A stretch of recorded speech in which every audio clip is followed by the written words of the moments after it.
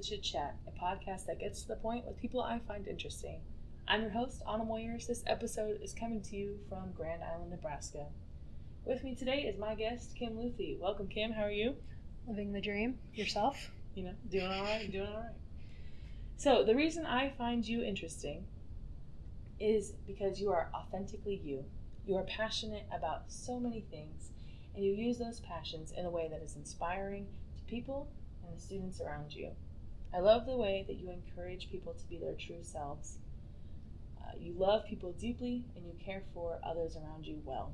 You advocate for students and teachers and things that need your support. You make me and others want to be a better teacher and a better woman. So thanks for being here. Nowhere else I'd rather be right now. Amen. So, Kim, what brought you to this place in your life? Location. I'm kidding. I am currently a middle school teacher here in Grand Island, Nebraska. I've been here almost all of my life. What? Come on. You're jealous? Yeah. As you should be. But no, I mean, growing up, I kind of had that, urge to be a teacher. Mm-hmm. And I would, wrangle my younger brothers into playing school, even though they didn't want to. They were awful students, by the way. Tyler and Steven, step it up. But I, started teaching at a young age. I, worked with a good friend out at the local Pioneer Museum, as one does. As one does. I did not have to dress like a pioneer, though. It was in my contract. But yeah, I started teaching horse classes, and I went out in the real world thinking I knew what I wanted to do, and it was an epic fail, and I kind of reevaluated and ended up in the world of education, and that landed me here in Grand Island, living the dream, where I met you at a training, professional development in the middle of summer. Who does that? I know, seriously. Truly, it was June, right? Yeah, first proper education experience. Well, we were sitting at a table, being separated by our boss. By the boss. I don't think you were being separated. Yeah, I think it was more me and Simpson being separated. I was still not yet labeled as a troublemaker. I was. And so anyways, we were sitting with the head principal, Mr. Foley, and we were doing this training, and I don't really go out of my way to talk to people because I don't adult. And Anna got out her computer, and it's covered with stickers, and they were Harry Potter. And I knew I had found a person that I could talk with. And here we are. And here we are today, back in Grand Island, Nebraska, where she frequently vacations. Because when you have the ability to go anywhere in the world, the entire world, you come to the island. The grand one. The grand one. How much water's here, you ask? A crick. All right. Thanks for that. So, how we do things here at Untitled Chit Chat is we have a jar here of hard-hitting discussion topics. We'll take turns going through them and discussing them openly, back and forth. Yeah, and we'll just have a good time. Sound good? Yep. Party on. All right. Let's begin. Ooh, heavy hitter coming off the bat. Right, you ready for this? What do you think heaven will be like? Ooh. Well, we were just talking about death not too long ago, so that seems like a good segue. Natural. I don't know what heaven will be like. It's funny watching the show. The Good Place? The Good Place. Yeah. It's kind of fun to watch shows like that should, try their hand at what heaven could be like. So I don't know. I think each person's heaven is a little bit different. I would hope that we have a little bit of a tailored experience to our interests and what, we love, but I don't really care so much about what it looks like as long as I can see the people I miss. I just care who's going to be there. Mm-hmm.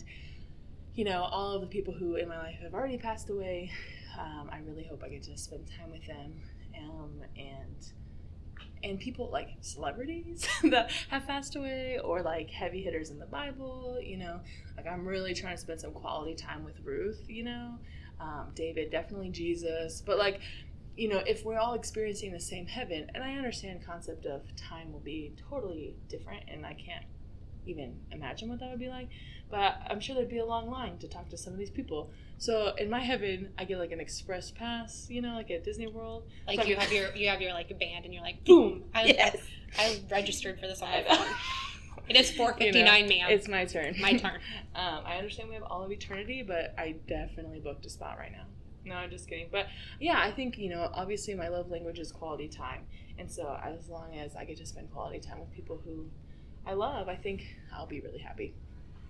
Yeah, I agree. As long as the people who've gone before are there, truly that's all that matters. Yeah, like you said, like finally celebs are one of us. Like we're on the same level finally. Finally, my wings look like yours. Exactly, and I have a lot of questions. Have a lot of questions for some of you guys. Like, what were you thinking? But no, truly, as long as I think my soul ends up where everybody else is, I'll be happy. Like I don't necessarily need clouds. Mm-hmm. However, like my dream, Disney Hercules. Yeah, for sure. Like you can make things out. Like I just want that. Yeah. All right. Well, we finished our first one. Nailed it. Good job. And that was a heavy one. I don't think it can up from here. All right. Let's get it. Heaven. I'm funny. All right. Question 2. How do you build relationships with students, and why is that important to you? First of all, I don't talk to my students. I make them sit in rows, and I act like I am the best thing ever. I told you, stand-up comedian. Mm-hmm. Their job is to listen. And laugh on cue. And laugh on cue. When I point, you laugh.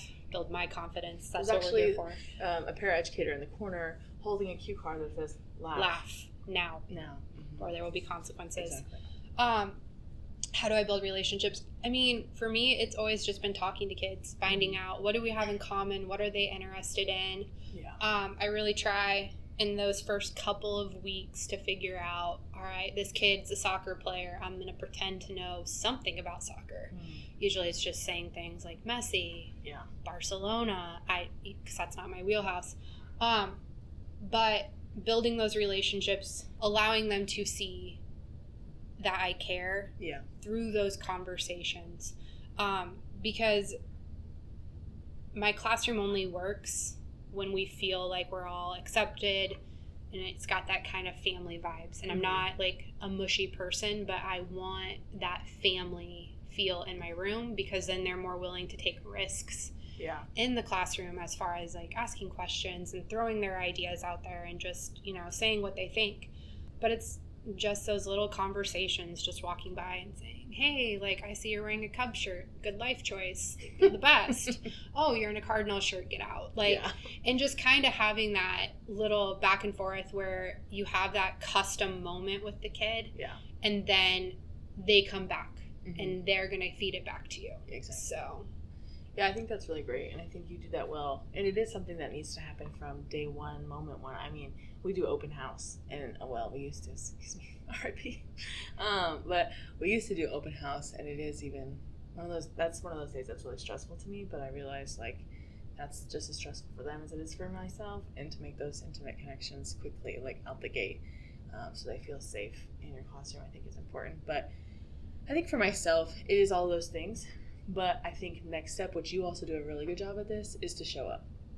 And I think especially when you work at schools where parents are frequently absent for various reasons, it's important to do your best to show up to, the games, to choir concerts, band concerts, because in that, in that event, whatever it is, there's at least one kid who doesn't have a grown-up there to support them, and so they need like a face. They need a familiar face who's going to show up. I had, amazing parents who really went out of their way to be at every one of my games, but when I got to college, I lived far away, so they couldn't be there. And there were a few professors who would come, or the president of the school would come, or this, really wonderful older woman in town named Pat. She would always come to my games, and it was like, okay, I feel okay because I know Pat's here, to encourage me. So I think it's really hard for kids to not have parents at different events, or someone who loves them or is cheering them on. And then the next thing is to talk about it the next day. Like, try to remember one thing that a kid did. Oh, remember that play that happened? Oh, that's crazy, you know? And that kind of stuff, I think, sticks with them. Even if they didn't see you, you could talk to them about it the next day. So just showing up, I think, for kids is really important, too. Yeah, they need that. And, you know, and it stays with them. Like, because then they get to high school and they're still inviting you to come. And I'm going to be real, it takes a lot of time. Yeah. And I'm blessed in the way that I can give that time back to the kids and I can be there. And it is truly one of those things where, I am loud in the crowd. They do know I'm there because I will, in fact, like, yell at them to like do better because I can't help myself. But it's those little things and you don't think about it. Yeah. But that would be my one like challenge to other teachers is like, just go to one game. Yeah. And that one kid who you might be struggling with, and maybe like you and that kid don't vibe at all, but you never know. Like that one moment, I had a young man this year who we really struggled. He, you know, was just loud and he was always around, like moving, very mobile. And, you know, we worked really hard at like, you need to be in your seat. Like, I know it's not fun. I know like COVID protocols. I really can't have you hanging all over your best friend. Like that's adorable. You want to hug, but maybe not here. Because if the principal comes in, I get in trouble. I'm the one in trouble for not maintaining. But our big breakthrough was he started wrestling and I would ask him about pro wrestling moves. And he would go to wrestling practice and ask his coach if they were going to learn the people's elbow that day, which were fluffy fingers. That was the other one. Some John Cena moves. Yeah. So, but then it turned into that young man, we, you know, due to COVID, they had so many tickets and he started inviting me. Oh, cool. And he would say, you know, my mom can't make it, can you? And so he would bring me his ticket to his wrestling meet. And that was like a big moment for us that I finally, like, he saw that and then he would even recognize it. And he still got in trouble. He still acted like a fool. But it was easier to have those redirections because he knew I cared. He knew I was there for him. Yeah. And it wasn't just another person on his back. Exactly. And I think that's something, too, that I had a student who was really driving me crazy like 2 years ago. Now we're tight, but it wasn't until I finally saw him in an area that wasn't school related that I saw he was a human, you know? And obviously all our kids are humans, but like I saw him as more than just being a problem child in my class. And so I went to his basketball game and I was like, oh, like you're successful at this, you're really working hard, you're giving 110%. And so I like looked at his relationship with his coach and I'm like, okay, why is he working so hard for his coach? Is it the coach or is it the sport? And I tried to like take some notes with someone who was having success with him and be like, okay, it seems like tough love is working for him. And so I kind of like started getting on his case a little bit, but in a joking manner. And, you know, it worked for us. Now, that's not how it works for every kid, but seeing that student outside of the classroom, I think really helps you humanize people, because so often it's just another disrespectful student or another trouble kid or whatever, and that's not it. You know, a kid is so much more than how they are in your classroom, and so when you give them a different lens to be seen through, it kind of changes your heart too as a teacher. And every once in a while you do need to change your own heart. Yeah, definitely. So. Definitely. Awesome. Cool. Thanks. Here you go. Okay. What do you value in leadership? Whew. That's a good question. What do I value in leadership? I've had some really good leaders in my life and some really bad leaders in my life. And I think I need a leader who trusts me to do my job. Like, I'm a professional at what I do, and I'm good at what I do, and I've been trained. But when I'm not doing what you want and how you want it done, that you will lovingly support me through that. Not harshly, not, try to get me in trouble for any reason, but you'll say, hey, let's walk through this together. But also I think it's important that a leader is practicing what they preach. That if you're wanting me to grow, that you need to be showing us that you are actively trying to grow as well. I think that's really hard for me to see so when all up in my face, but apathetic towards their own growth. Yeah, I don't know. I think if a leader is giving 110% in what they're doing, it's easy for me to come alongside of them and say, okay, I see you're trying. I see you're hustling, and I want to try and hustle alongside of you.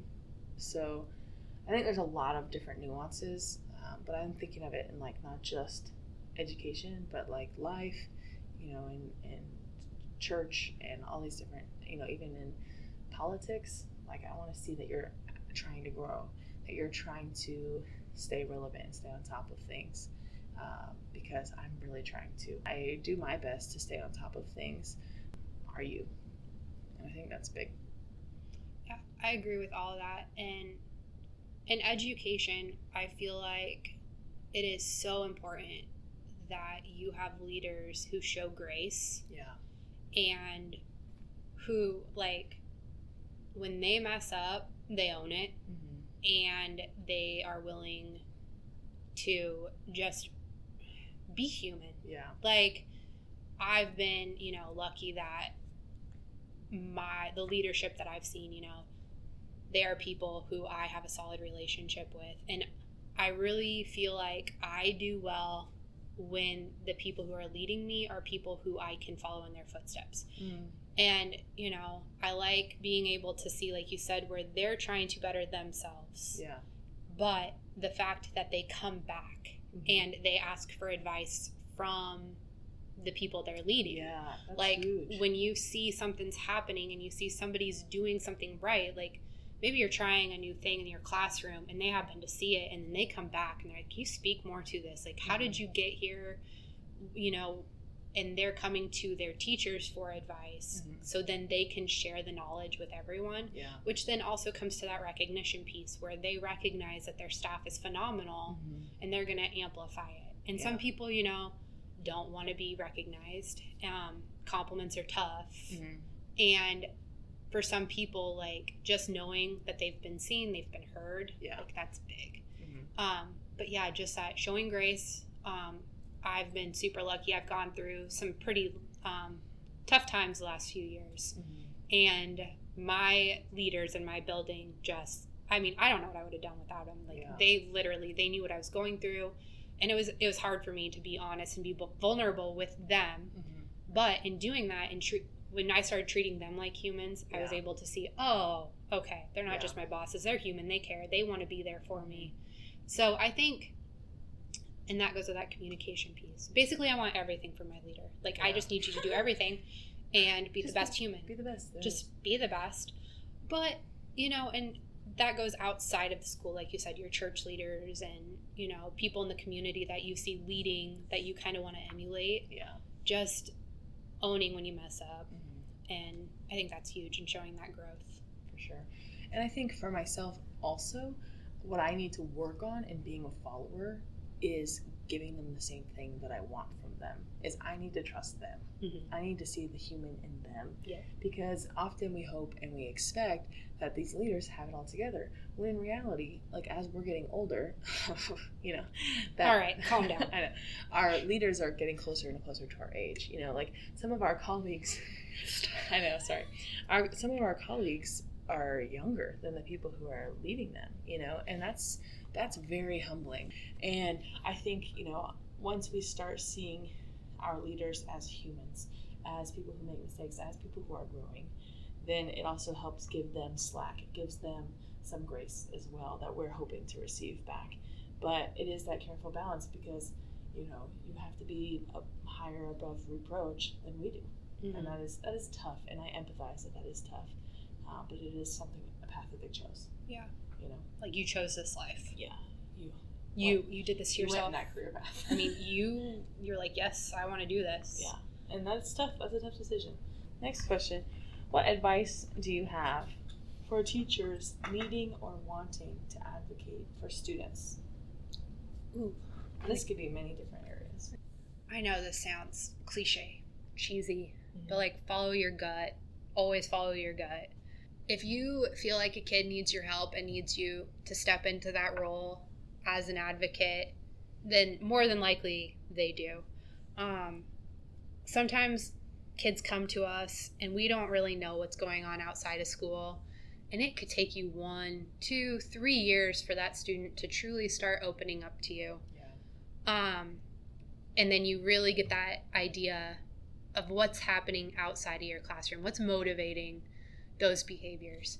And so just follow your gut. If like you get that gut feeling and you've been around these kids, you're seeing that there's something that they need and they're just not getting it from whatever system it might be, whether it be that you see a gap in the education system, you see, outside school with that social work component, or you just feel they need something more from you, go with it and just kind of keep building that relationship. Yeah, and I think that's what you said is go with your gut is massive. If you think your kid needs advocating for, you are right. Like, yeah, go for it. But I also think that, like, you will never regret going to, like, above and beyond. You will only regret not showing up for a kid. And I think understanding, when it's time to step in, I think is huge. But the wonderful thing about, school systems is that you're never alone. So, like, you always have people, in your maybe department, in your school district, in your school system, or in your community, if you're in a small school, that can help you show up for a kid in whatever way it is. Like if you think that your school is not quite meeting the needs of a student, then speak with a community member, speak with, people who dealt with things that student is dealing with, and get them the help that they need. And in a perfect world, you would partner with parents, but we know that sometimes the things that kids need advocating for most, their parents either won't show up for or maybe are vacant in the first place. But if you have a gut feeling for something, you're usually right. Yeah, and usually on the family side of things, when I was younger, I always thought, it's home life, it's this, it's that. As I've gotten older and I've really kind of started to give more and more grace in all aspects of my life, and I look at the families. Mm-hmm. Like, we have a lot of families here who are doing everything they can. Yeah. Like, they are working so many jobs, and it's really easy to be like, oh, they're an absent parent, they're not showing up. Well, you got to stop and ask, why are they not showing up? Yeah. Why is it that these parents aren't at, the wrestling meet? Mm-hmm. Well, that's because mom's working 2 jobs because there's an older sibling in college and mom is trying, and single parent. So I think where we mess up in the education system is we don't always give grace to the family. We are very quick to blame the family, and we are not giving them necessarily the resources they need or helping them find those resources. Yeah. And I feel like that's your first thing too, like looking at, okay, what is this family going through? I've had a couple of students where it's not, they have great parents. They have very loving parents who show up all the time and do as much as they can. But sometimes it's out of their wheelhouse. Yeah. And sometimes they just need access to those community supports. Yeah. Like they don't even know that there's so much going on in our town. And I mean, I know I joke about Grand Island, but it's an amazing place. And our community partnerships are phenomenal. And, I can't think of a single business. Like if I went in and it was like, hey, I work at Walnut and our track team's doing this. Would you want to donate? I can't think of many businesses who would turn me away. Yeah. Wouldn't give me something. Mm-hmm. So yeah, I think in that advocating for a kid, you also need to remember that you can't do it all. Yeah. You got to ask for help. You got to access those community resources. And sometimes you'll see a kid that needs help, but you and them don't have you don't have that relationship, which is why I loved having you on the team. Mm-hmm. Because if I didn't have a relationship with them, then I knew you did, and I could go to you and we could figure it out that way. And I think that's what's so beautiful about education is that it's not meant to be done alone.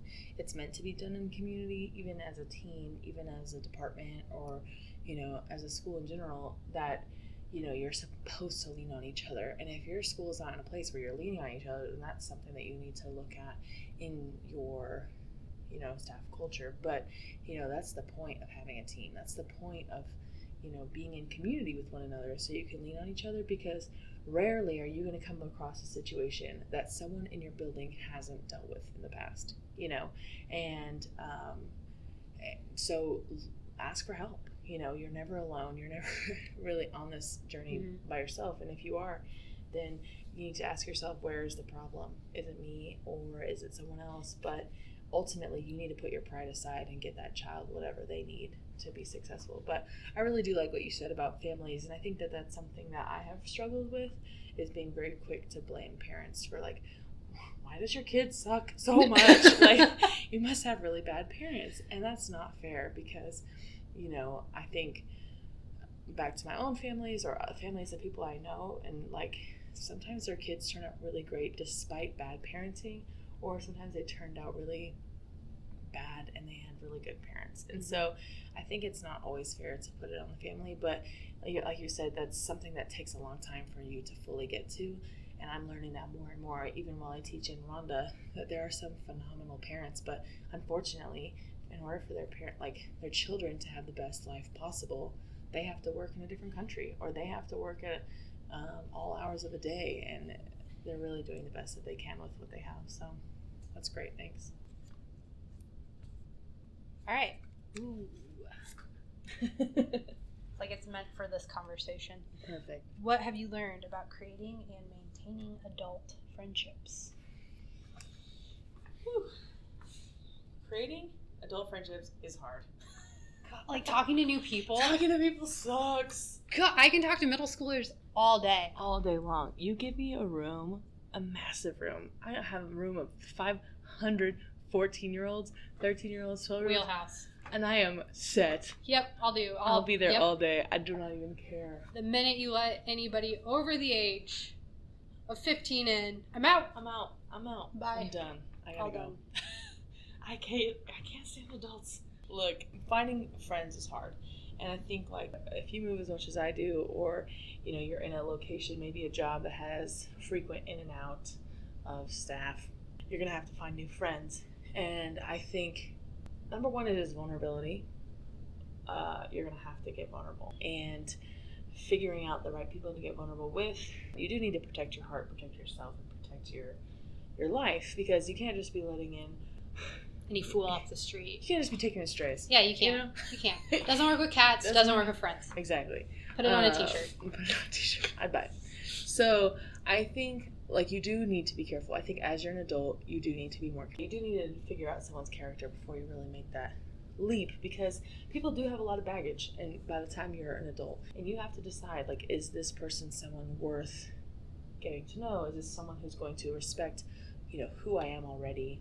And honestly, I think most importantly, is this person going to call me higher?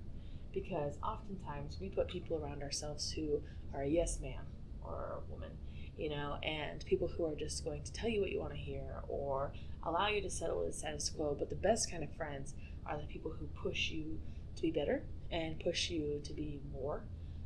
And I really like people like that, people such as yourself.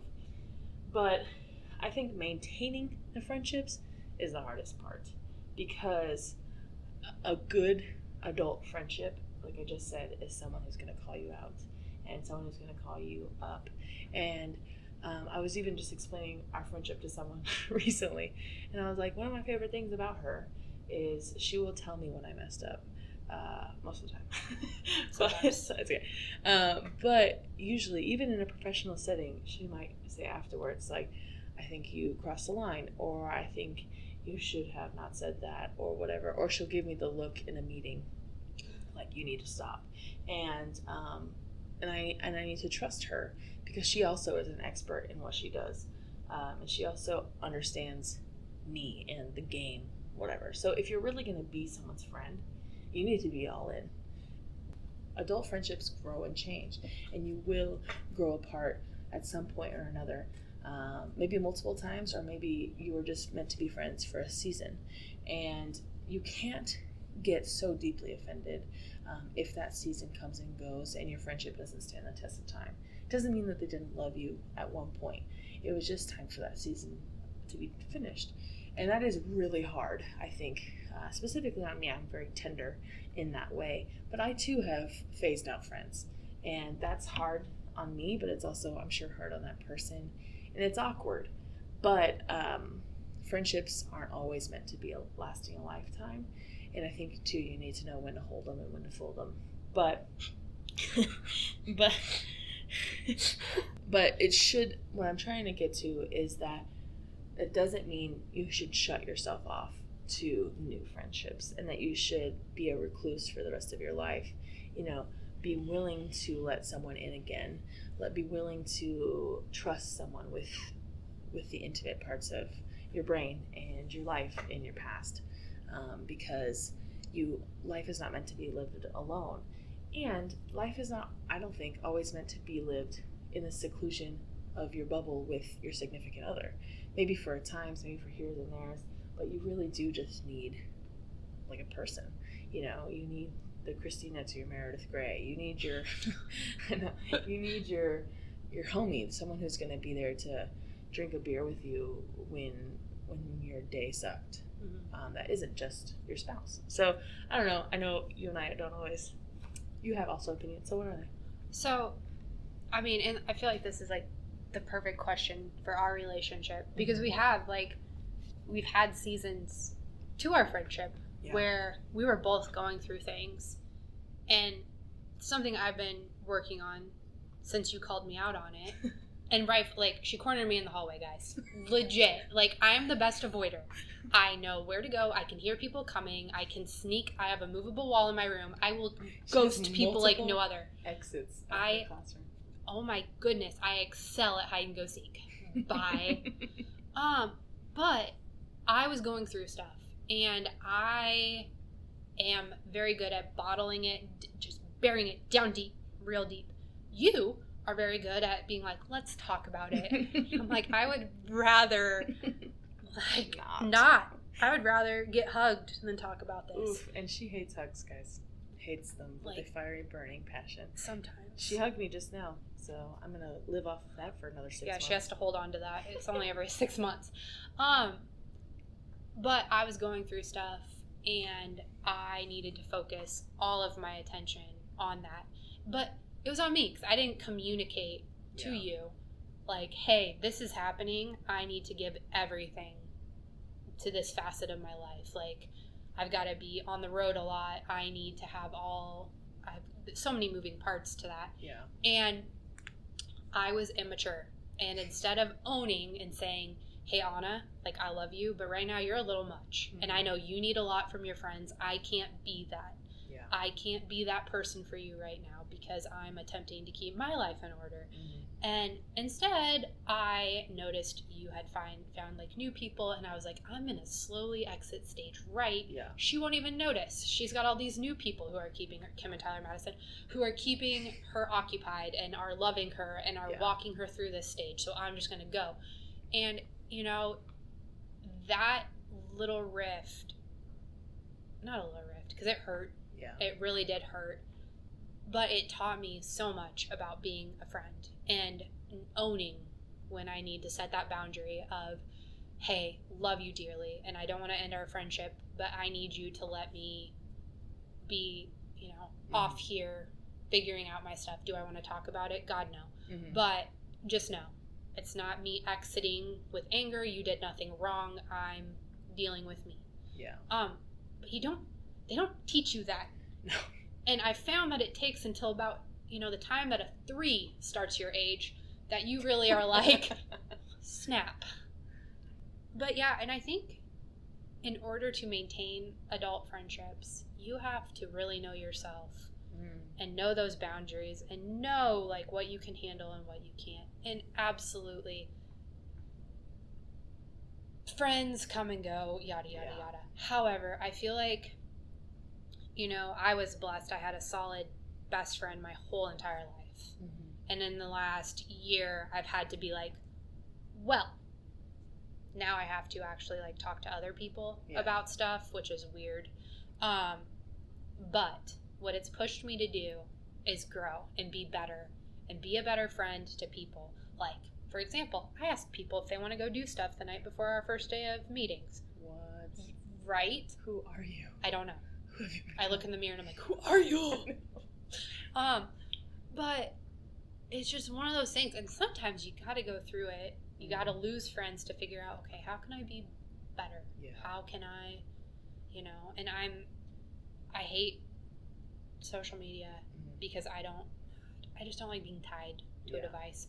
But it's that instance with you and I, like, really pushed me to try my best to be better at communicating and like maintaining friendships. And I think for me, and thanks for saying all that, I think for me, it also encouraged me to, like, not be so needy. But I think it's true that, like, I think you can be one or the other of us in relationships, is that I think often we put too much pressure and too much stress on our friendships. Like, I go through seasons of my life where I have different friends for different times, but I need them all the time. And that's a lot to ask out of a person, especially an adult who has, for you have a marriage and a career and guinea pigs that are very important. And, and obviously we have friends with kids. And so it's just like, you need to also not put all your eggs in one basket, because that's not healthy. That's not fair. Because you're setting up an environment where someone's going to let you down. But I think ultimately what it all comes down to is communication, because we expect that from our partners, we expect that from our students and our administrators, but sometimes we don't always extend that grace to our friends and do that too, because we assume that our friends just know what we need. They know what they want. Like, if you're going through a tragedy, then I just know the right thing to do. Or if I'm making a massive life decision on whether to uproot my entire life, like that, I just leave the continent. That I just know what I'm going through and whatever. But it's like, no, you also have to teach people how to treat you. And I think that that's massive too. Anyway, ultimately, adult friendships are important. You're gonna have to make new ones throughout your life. Let people in, get real with them, and show up, and also communicate. Well, and it's also like, and I just went through this, where some people and you just don't vibe. Yeah. I tried. I did my best. I did. I was like, all right, cool, give them, whatever, grace, yada, yada. But it got to the point where I was like, this isn't working. Like, I'm setting a boundary of, like, we can work together, we can get along, I like you, I want the best for you, but, like, friendship is not on the table. Yeah. And I think that's hard to say, because you feel like you're coming off as a jerk. Yeah. But I feel like, on the flip of that, being a bad friend is probably worse than, like, they think they can count on you and that, like, you're their person, but you're like, no. Yeah, I think that's true too. You need to also give yourself permission to not be friends with everyone. Yeah, and to end friendships when, like, it doesn't. Yeah, that's where those, like, you need to understand some friends are meant to be for seasons. Yep. Give yourself grace and give them grace, because they've moved on and you need to too. All right. How do you manage expectations about your future with your significant other? It's changed a lot. I think where we've found success is that we don't leave one another behind. I waited a little bit longer to find my person than a lot of my people my age. We didn't start dating until a little bit later. And both of us knew who we were going into the relationship. And I think that's huge. And I think until you know yourself, like, you have to be happy on your own before you can be happy in a relationship. Once again, I sound super cheesy, and like, so important. But that's a big part of it, is you don't leave the other person behind. He and I talk a lot about just everything. Like, he's kind of my touchstone on everything I'm doing. Yeah. And when you keep that constant peace in your relationship, you're going to be able to grow together. So because he's my person, he's my soundboard on everything. Yeah. It helps, because then he's not surprised when I make a decision that could alter our future. Yeah. Because he's a part of all of that decision making. He truly is my best friend. So for better or worse, like, we've gone through highs and lows. Yeah. But at the end of the day, that's always my person. That's who I touch back with. But I don't know. Yeah, thanks for sharing all that. And we love you, King George, but I think it's so important. I've watched a lot of marriages, go through rough patches. A lot of marriages end in divorce. I watched a lot of marriages get really strong, and I feel like I've seen the different multitudes. But I think every marriage that has the foundation of friendship is really what's going to last, because lust and, sexual desires, it only is going to go so long. You're going to get gross. But if there's always that level of friendship where I want to see you succeed, I want to see you do well in this world, I think that that's what's going to, last. And sometimes, you will have to put what your initial idea of how you thought life was going to be on the back burner. Oh, yeah. And you have to balance your dreams with their dreams and find a middle ground, or decide hey, for a little while it's going to be my turn and soon it'll be your turn, or whatever. But whatever it is that you decide, like you said, making all these decisions as a collective. And I think having those conversations of re-evaluating where you are as a couple and where you're headed, I think is going to be massively important. But if you are too stubborn and you are too set in your ways, no, this is exactly how my life is going to go, then I'm sorry to tell you, but there's disappointments coming your way. And I think that's, there's many reasons why divorce is so prominent, but I think people mentally plan out their lives so far in advance, and if the other person's perspective doesn't quite line up with theirs, then they're out. Right. And I don't know if this is something we did right, but when we talked about our future, and when we still talk about our future, it's about us. It's just been about the two of us and keeping the two of us at our core. And, when we first got together, it was one of those things where I knew he was someone I wanted to have in my life forever. Yeah. This, even if we don't pan out in the long run, we don't get married, I want this guy in my life. He will be a phenomenal best friend and just somebody you want. And doing life without him isn't an option. Yeah. It's just not. I stayed in Nebraska for him. I am stuck here. Apparently you can't move a farm. Life lesson. If you start dating a farmer, they can't just pick it up and move it. Just a heads up, everyone. Heads up. You've got to just, when you find your person, know that there's a reason you're together, and know that you're both going to change, and allow for that flexibility piece. Yeah, and I think, like you said, give them room to grow, but do not expect them to grow. Right. But I think we often go into relationships anticipating the other person to change, I can fix change. that. I can fix that. You know, and you should never fall in love with someone with the intention of changing them, but you should always give someone room to change and grow.